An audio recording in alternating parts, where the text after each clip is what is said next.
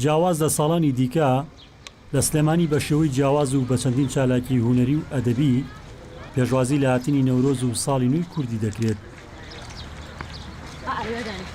فستیڤاڵی بە بازارکردنی بەرهەمی کوردەواری و نمایشی جلوبەرگ و کاری دەستی خانمان و ئەنجامدانی چالاکیە جۆربەجۆرەکان لە شوێنە جیاوازەکانی سلێمانی وای کردووە لە چەند ڕۆژ پێش هاتنی نەورۆز هاوڵاتیان بە جۆش و خڕۆشە ڕوو لە شوێنە گشتەکانی شارەکە بکەن.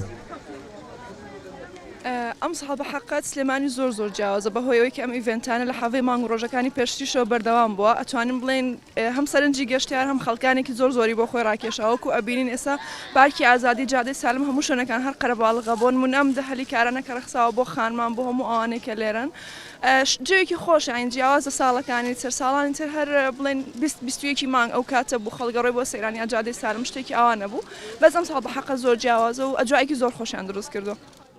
بەرپرسانی پەیوەندیداریش دەڵێن ئەنجامدانی ئەو چالاکی هەمە جۆرانە بۆ بەهۆی ڕاکێشانی گەشتیار بۆ شارەکە و چاوەڕان دەکەن نەورۆزی ئەم ساڵ زۆرترین گەشتیار ڕوو بکەنە سنووری پارێزگای سلێمانی و ئامادەکاریان بۆ تەواوی چالاکیەکان و شوێنە گەشتارەکان کردووە. مەسەلەن ئێستا شەقامی بێکەس ئێمە ئامادەکاریمان کردەوە بۆ هەموو بنکە گەشتاریەکان و بۆ پێشوازی لە گەشتیارانی خۆشەویست. بۆ نمونە فستیڤاڵە گەشتیار هەرەوە نییە لە جنوبی عێراقەوە بێ. بۆ نمونە ئەمە ئەبینن لە قەڵاتدێ و لە هەورامان و لە پێنجوێن و لە کۆمەڵی قەداو ناحێوە ڕوئەکەنە ئەم فستیڤاڵە شتی زۆر جوانی تایە.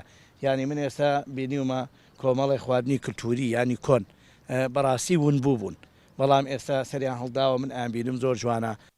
ساڵانی ڕابردوو لە سلێمانی تەنها لە کۆتا ڕۆژی وەرزی زستان کە دەکاتە 20 مانگی سێ چالاکی بەبوونی هاتنی نەورۆز و ساڵی نوێەوە ئەنجام دەدرا. ئەم ساڵ لە 17 مانگەوە چالاکیەکان دەستی پێکردووە. بە پێی ئامارەکانیش زیاتر لە 1600 ناوچەی گەشتیاری و هۆتێل و میوانخانە و چێشخانە لە سنووری سلێمانی و دەوروبەری ئامادە کراون بۆ پێشوازی لە گەشتیاران. ڕزگار جەبار کێنێن سلێمانی.